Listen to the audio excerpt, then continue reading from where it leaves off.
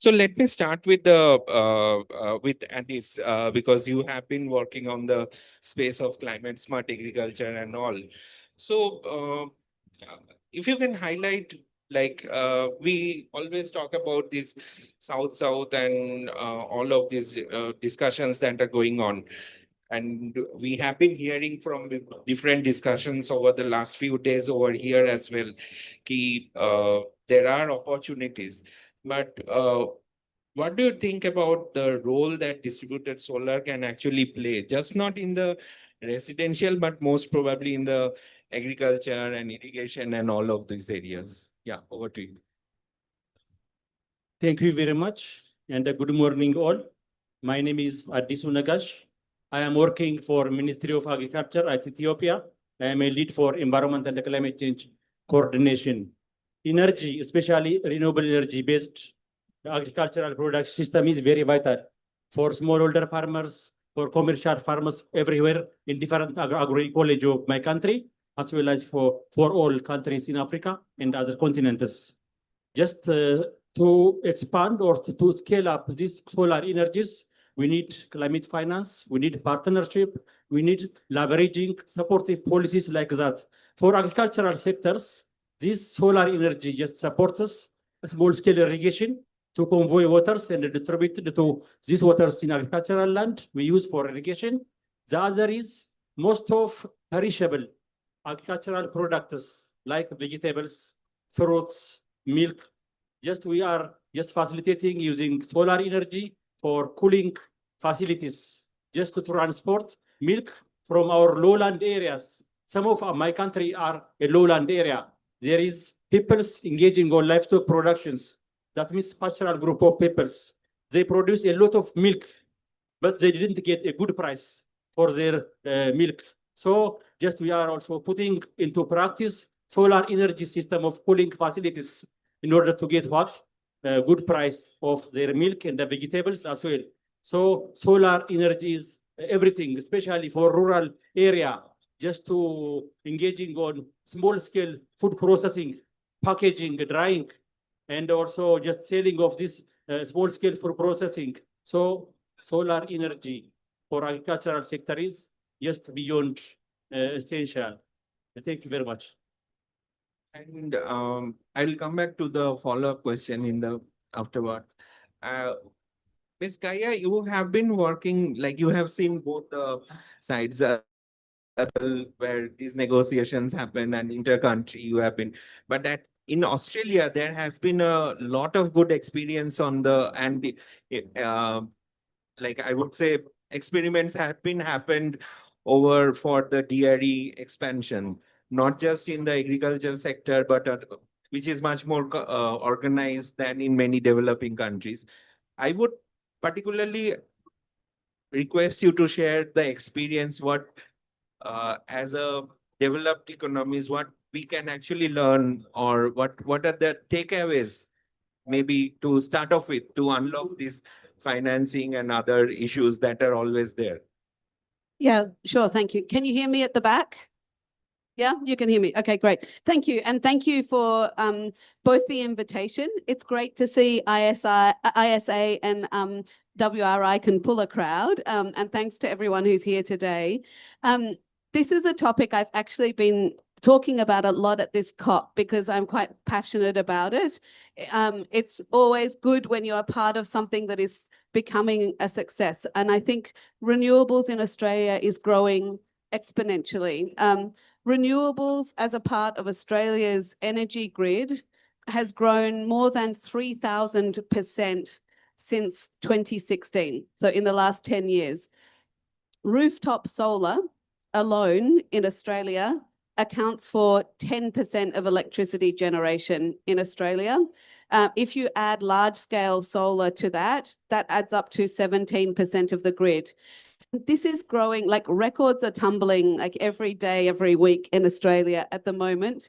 So in October, day that was very sunny and there wasn't much rain, as happens in Australia. We had for one day, 50% of the energy in our grid came from rooftop solar alone, And if you added large scale solar on top of that, around 70% of the energy in our grid was solar, which we think is wonderful. But it's taken 10, 15 years to build that capability. So we're now in the lucky position where about 1/3 of Australian households have rooftop solar. Now, we have sun that shines, and we have a large proportion of people who live in houses rather than apartments. So that is a bit easier for us. But I would say rooftop solar is possible even in areas where people live in apartments. And actually, I was in India 2 weeks ago, and we are building a rooftop solar academy there to train rooftop solar installation and management in India. And it's a two-way street. So how did we get there, and what's the financing that has helped work in the federal government? So I often think top down, but top down is not the whole story. Obviously, you need top down and you need bottom up. So that would be one of my responses, is you need multiple policy and finance levers at multiple levels and in multiple ways. So at the federal level, we have our NDC, our target, which for us is, we have a new 2035 target. It's ambitious, but it's achievable with a lot of work. And it's a reduction of 62 to 70% by 2035. But we also have a renewable energy specific target for 2030 of 80% renewables. Now we're at 30% now, 35%, depending on the day. So we need to grow, but we think we can get there because of the exponential growth. So once you reach a certain amount, you can scale up reasonably fast. Along with that, we have a number of federal government financing mechanisms that are in place. So, for example, we have a small-scale renewable energy scheme, which provides financial incentives to install small-scale renewable energy systems. We have $1.3 billion for household energy upgrade schemes that allows households to increase their contribution to renewable energy. It provides concessional finance for solar-ready PV, better and more modern and energy efficient appliances like toasters. Our minister is on his Instagram posting about toasters to try and get people to have more energy efficient appliances. We also have paired that with financing for batteries. So we have a cheaper home battery program, which has been in place for a couple of months now. At the moment in Australia, because of the uptake, 1,000 batteries are being installed per day into households in Australia. The uptake has been enormous. And I think this is because renewables are they're appealing to households, firstly, because they can make a contribution to climate change. But that is not the only reason. It's because where renewable energy makes economic sense for households in Australia as well. And we've reached to the point also where we are able to share the benefits. So there is a new program in Australia called Solar Share Up program. It's just been released. We're still putting it into practice.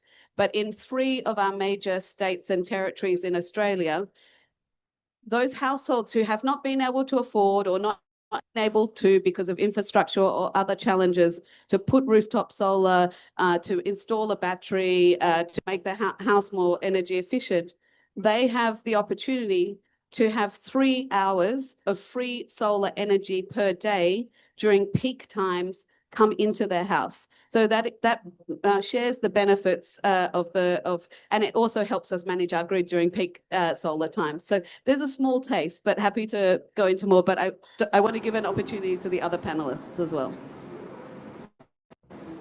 So that's interesting. Follow-up question, maybe during the clarificatory rounds, just after Mr. Oscar's intervention, we might actually come back to that. But Mr. Oscar, you have been like, the moment you walked in, people were talking about the country projects and all. So my kind of understanding what you can actually share about with us is that Look, GCF has been into the adaptation and mitigation right from the beginning, right? And it is mostly projects that has been getting funded. But one of the major thing for GCF has been the success rate of the proposals that has been put forward to the proposals that come out of the pipeline is really very low. And particularly in the terms of, we often call about renewable energy also as a instrument to build resilience as well. So bringing all together, how do you see like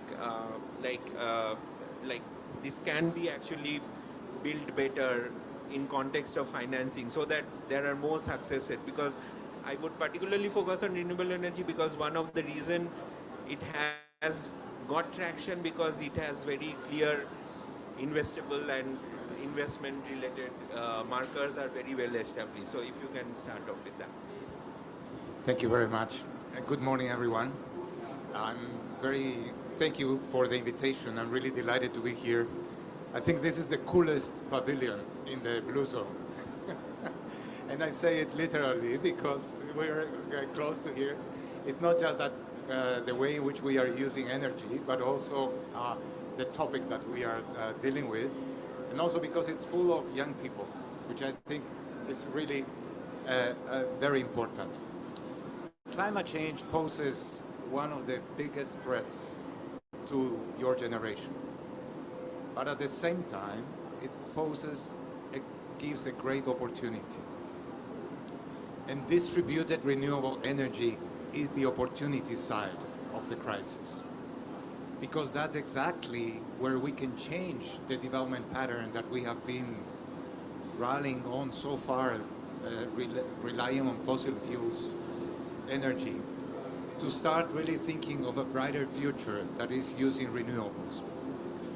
I was delighted to hear the example of Australia, where really renewable energy has taken up so much in terms of its contribution to the grid, in terms of the uptake at the household level, and in terms of the investments that are being done also for storing that energy that, as you know, is intermittent, right? Because of course we benefit from solar or from wind, but one of the downsides of it is that when there is no sun or there is no wind, there is no energy.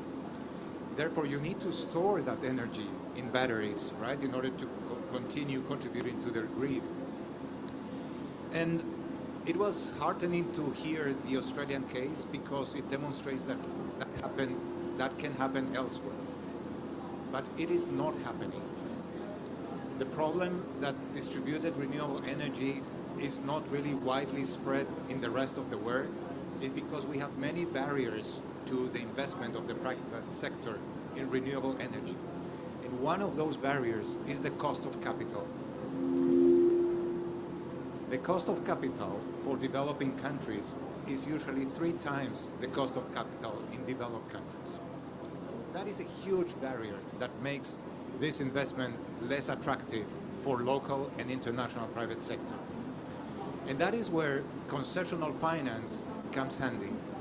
And the Green Climate Fund has been provided concessional finance to developing countries to address this issue.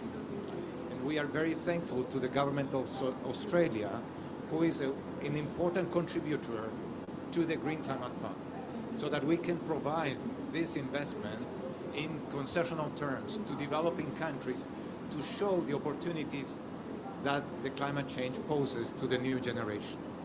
So I have a few figures that I can share with you about the size of the portfolio that, okay, I hope you don't find them boring, right? But I'll go ahead, right? The first one is that indeed we have been investing. The GCF has 10 years of operations. We are marking our 10th anniversary of operations in 2025. We have invested in 92 projects with 3.9 billion in GCF financing, including 2.5 billion from the private sector, and leveraging $15 billion of co-financing, expecting to install 29 gigawatts. But we have not only worked on investing in low emission energy access and generation, we are also investing in energy efficiency. And energy efficiency is critical for buildings, industries, and appliances, as we were hearing here as well. So 55 projects with 2.2 billion in GCF financing and leveraging 7.3 billion in co-financing are expected to achieve 177 million megawatts hour in energy savings. So what are so far the impact that we have delivered in this first 10 of operations?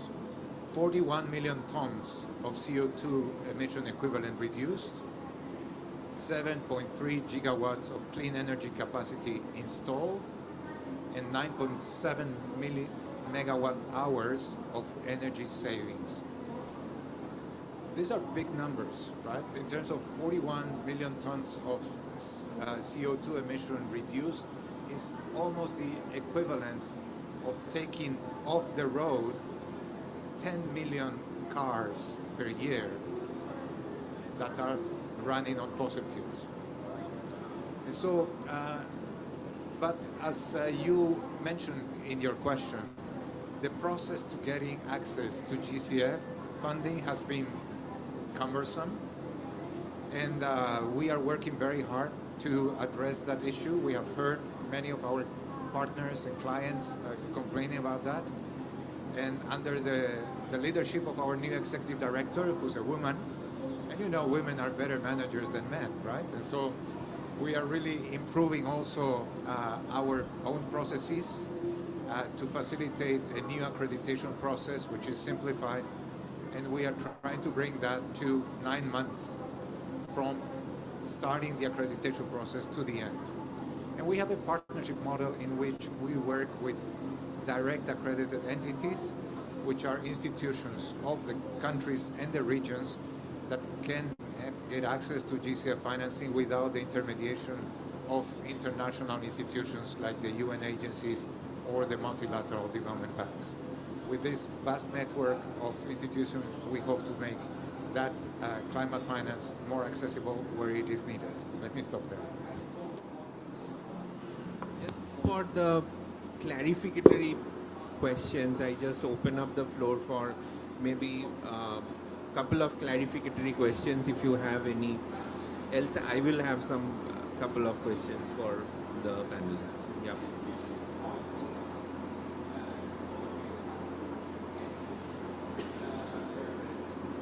Okay, so I have a couple. So let me start with Mr. Oscar. Yes. So you said you actually pointed out very interestingly that the concessional financing actually is a way of de-risking. Can you just highlight a couple of examples how it can be kind of addressed in the investment context? Just as a very briefly, you can just highlight about some examples. Right. Okay. If I understood correctly, the question is really how can we reduce the risks, right? Yeah, we have a readiness program that is a technical assistance program that provides grants to countries to support countries in the long-term clean energy planning by helping them to develop integrated policies, budgeting frameworks, and transition pathways that reflect the climate cost and socioeconomic benefits. So we are working really on the regulatory issues in each country with the use of this readiness program in this concessional finance to improve the ability of adjusting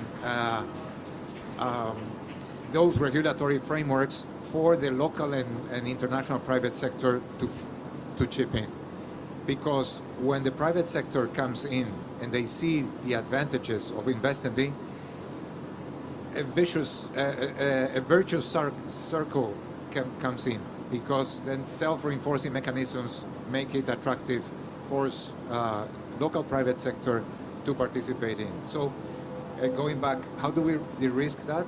By lowering the cost of capital, but also by providing resources to improve the enabling environment, the regulatory environment, for the energy transition to accelerate.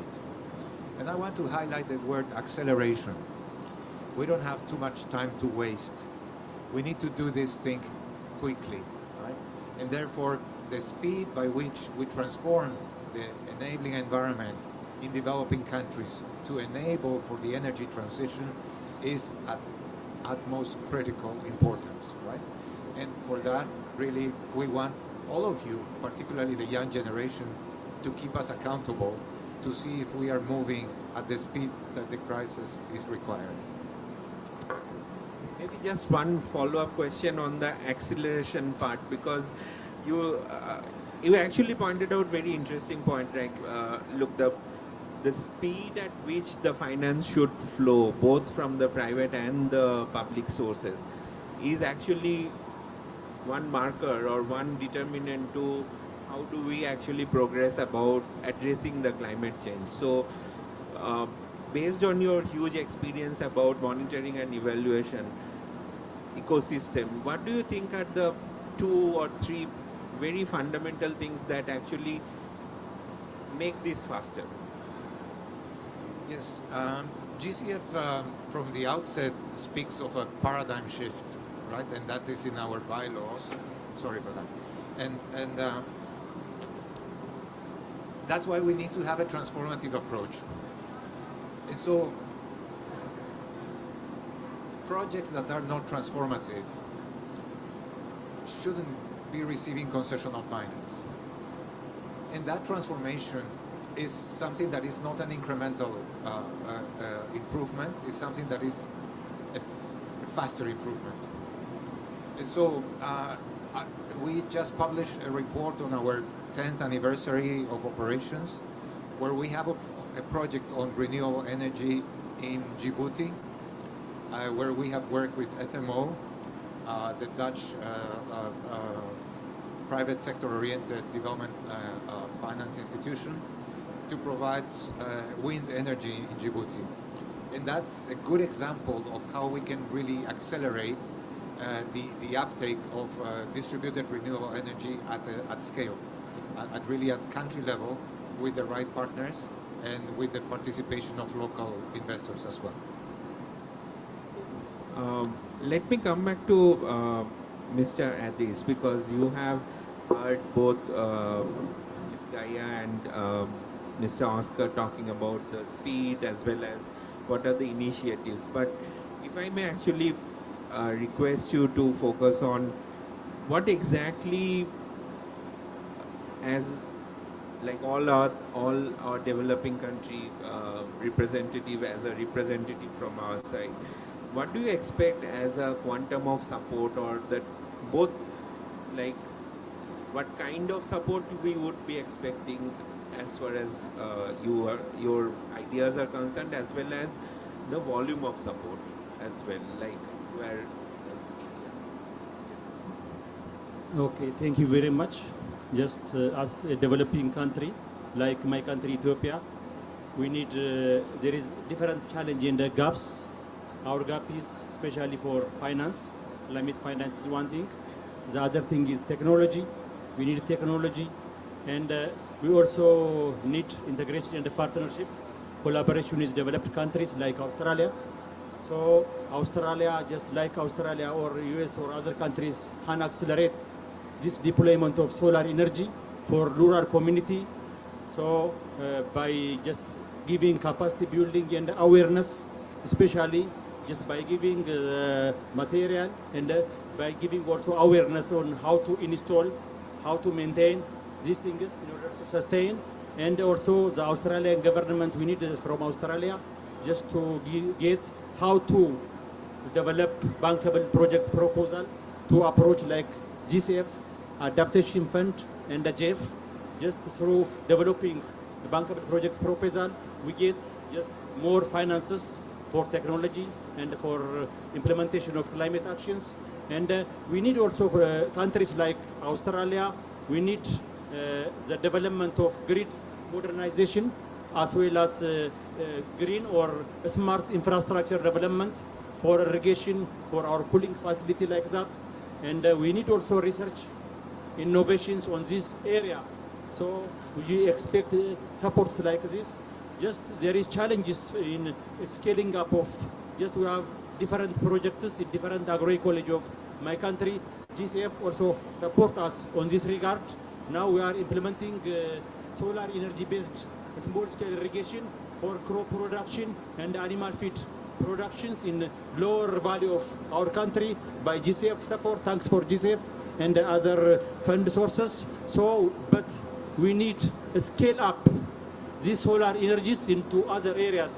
For this, we need just finance, we need technology, we need also partnership and exchange of ideas. So we just need these things from developed country. Or just some of us are also just I'm getting chance to visit Western Australia, Perth last January, especially Western Australia University.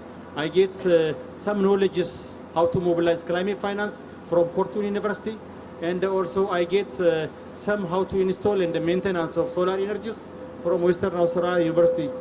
Thanks for Australian award. So we need not only finance, not only technology, highly we need integrations and partnership and exchange of ideas just to cope up with this climate change. Yeah. Thank you very much for that. Like listing out what are the key requirements. I would actually now go to Ms. Gaia.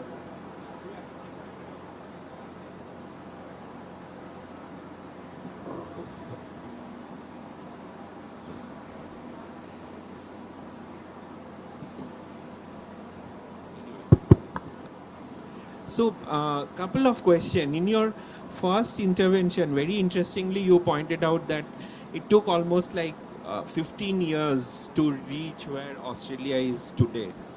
Now, we don't have 15 years like to, and also like the speed which Mr. Oscar was also highlighting, the acceleration as well as the speed. What do you suggest like could be the key learnings from the experience that we can actually take up from here? Thank you. It's an important question. You know, how do we share the benefits? And I think for me, there's a couple of things. I think we need finance, and we need public finance. We need private finance. We also need technology. We also need know-how, and we need to share that, as the panel has highlighted. So, I mean,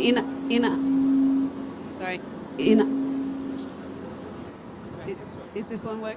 I think, is this working now? No? Okay. How about this? Yeah, that's better. Okay, great. So in Australia's case, for example, we have two financing facilities that I think would be interesting. One is the Clean Energy Finance Corporation, which I don't know what GCF will say about this, but we say it's the largest green bank in the world.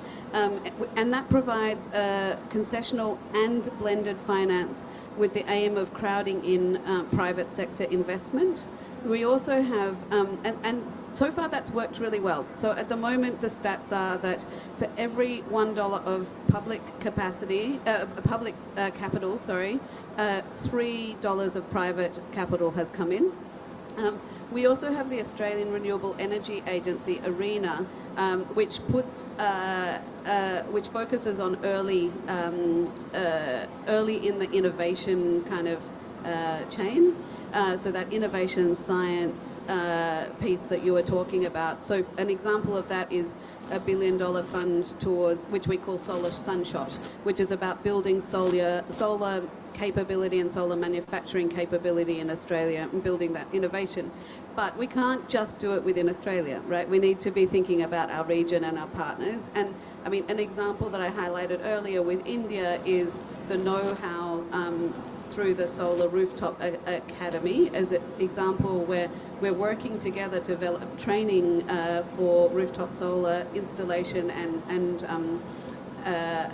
maintenance, and that's been fantastic. There's been like we met when we were in India, a number of women who had been trained in Gujarat, and they said it has been transformational for them in terms of being able to make choices about their life, but also for their families as well.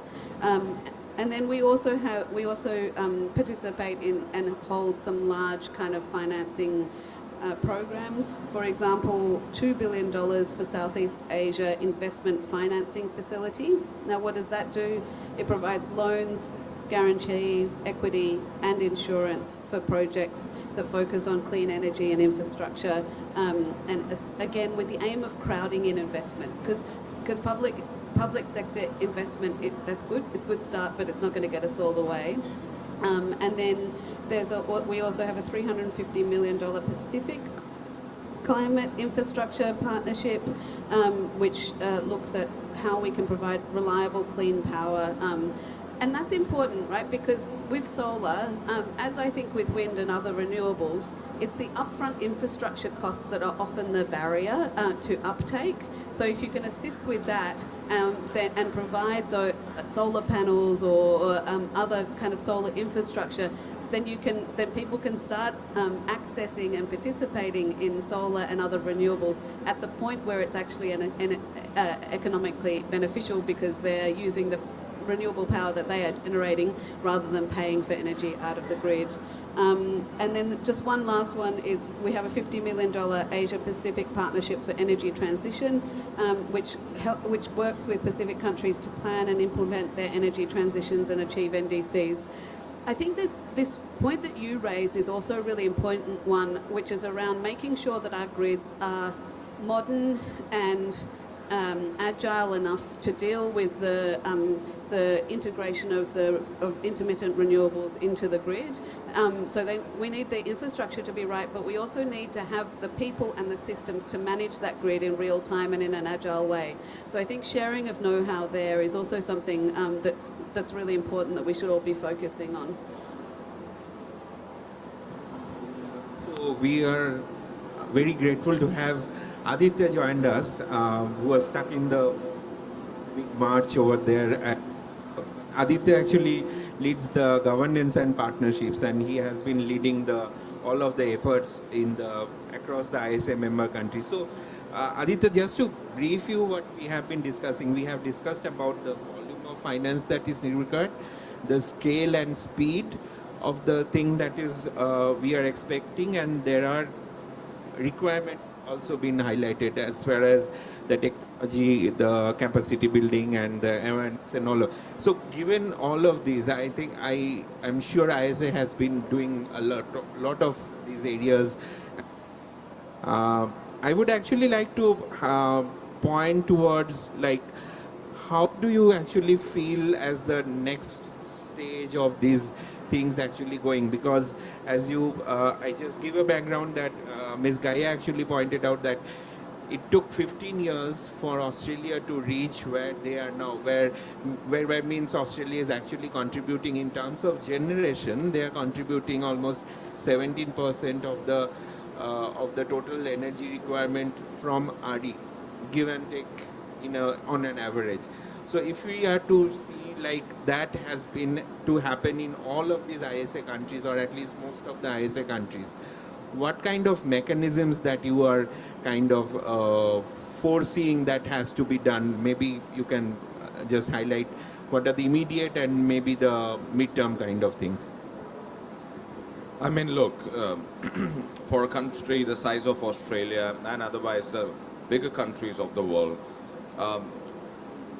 the areas that ISA's work is and will continue to focus on are both developing, least developed, as well as small island states. Now, they do not have the burden of legacy infrastructure that like Australia had. And we have this fantastic new opportunity to really build next generation systems by leapfrogging. And DRE is at the heart of our endeavor there. We have been working on a particularly focused area, and that is being able to mitigate the risk perception when it comes to financing. And we've been doing it through the Africa Solar Facility, which is part of the larger global solar facility. And our efforts are going to be focused on making sure that we are able to mitigate both the perceived and, to some extent, an actual risk. If you look, in terms of bankability of projects, Africa has had less than expected default rates. And still, yet the market is responding to a lot of perception that it's still risky to invest. So, just to update you, the Africa Solar Facility already has commitments to up to 71 million USD, including funders such as the World Bank. And what we are doing is providing about 15 million US as a junior equity for first loss guarantee, together with Nigerian Sovereign Investment Authority, mobilizing about to the tune of leveraging 500 million, a DRE fund that we are institutionalizing in Nigeria. So I definitely feel that now we have that significant opportunity to really move at speed, at scale, and leapfrog into the next generation of energy systems for the countries that ISA is working in. And often, these are the ones that these new systems will be coming up in. So definitely we look forward to working with partners across the board and taking this journey further. Yeah, and that has been kind of the main theme of the discussion, the support and collaboration. And before I close, I would actually open up the floor for any questions to the panelists. Yeah. No. So just to hold on to the if you. So as a last comment to the closure of this wonderful discussion, I would say, and I'm sorry that you have to rush to it. Yeah. So what could be your two fundamental things that would be required, or that is kind of immediate steps that we need to kind of follow towards an inclusive energy transition? If you imagine a couple of fundamental points that we would like to start off with. So I start off with Mr. Oscar. Yeah, it's now on. I'm inspired by our audience here today, and therefore let me reinforce a point that Gaia mentioned earlier, which is reskill yourself. Acquire the skills to be competitive in the near future, which is climate resilient future.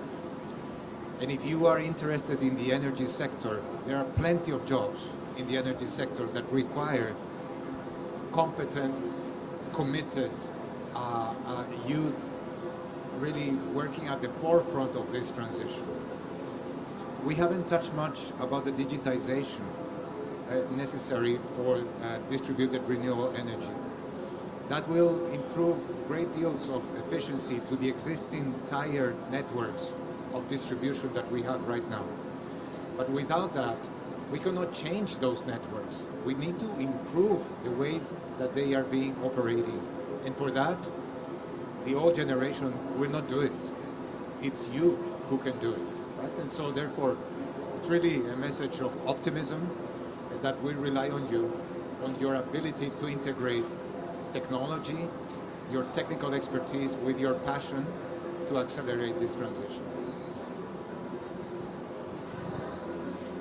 Thank you. It's an interesting question. I think in Australia's experience, and this will be applicable in some countries but not in others, but I think for us, it's taking a multi-layered approach. So you can see that through a government perspective. I talked about some of the federal incentives and financing that is available, but like the truth of the matter is that in order for households to take up those incentives and programs we have in place, your local government, your cities also need to be on board and supportive, because they often have the trust of the population, and they are often able to reach individual households and individual people much better than a federal government could do. And so if you have incentives at all of those layers and you have trust at all of those layers, that's when things can really come together. And I think that multi-pronged approach also for finance and capacity building is important too. So public finance won't do it alone, but you need public institutions to help channel the private finance, and you need the know-how as well. And this comes to the skills piece that Oscar was raising. You know, like we need a skilled workforce who can work in the renewable energy sector, and we need the modern infrastructure that we can, so that we can use the distributed solar and other sources of solar and wind, you know, at a broader level. I should also just say one thing. So absolutely correct, 17% of the grid in Australia is from solar. If you stack wind on top of that, it's about 35% from renewables overall, and then aiming for our goal of 82% by 2030. Okay, thank you very much. Just to conclude, my last word is just my friend Oscar from GCF at the beginning of this session, he said climate change not only poses challenge, but climate change to offers an opportunity to partnership, to innovations, to research and the collaborations.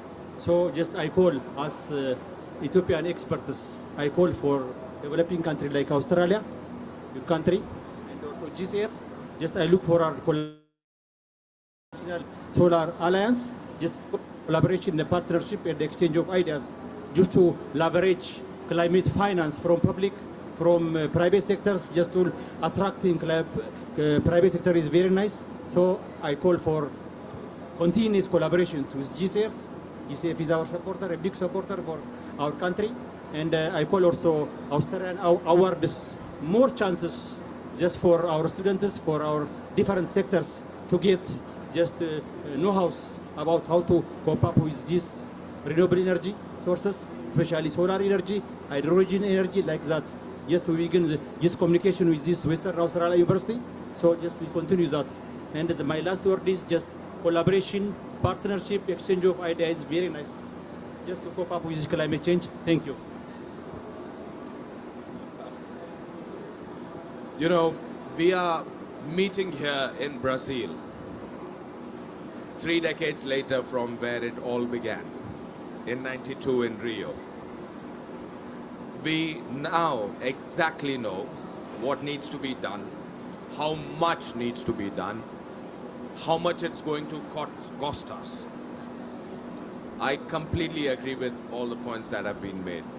And I believe that what each one of us needs to work towards is mobilizing will. Mobilizing will within our communities, within our families, with our councillors, policymakers, mobilizing political will to get this done at the speed and scale that's needed to enable a just transition. ISA is doing that, and we welcome all partners once again to re-energize our partnerships and work that we are continue to do within the International Solar Alliance. So thank you so much, Tirthankar, and thank you so much all the panelists. Thank you. And I just